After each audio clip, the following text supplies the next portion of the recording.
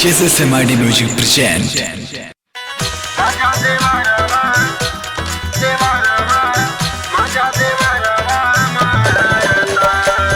recording by SMID Music Lakshmipur music by Ramakrishna Dev. जब से सैया जी गईले बाहरवा मजा देवरा मारता। जब से सैया जी गईले बाहरवा मजा देवरा मारता। मजा देवरा मारता कि मजा देवरा मारता। जब से सैया जी गईले बाहरवा मजा देवरवा मारता।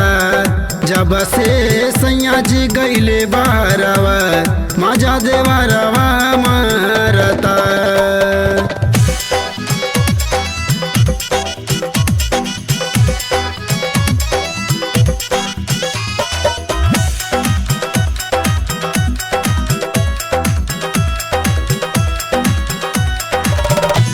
कि हरदम घरवे में उ रहाला, कबो केहू से नाही डराला हो। कबो केहू से नाही डराला।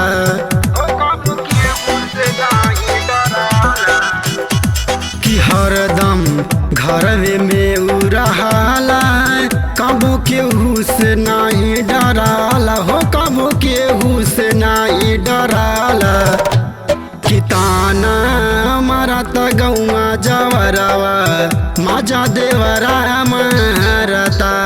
किताना मारत गौआ जवरवा मजा देवरवा मारता।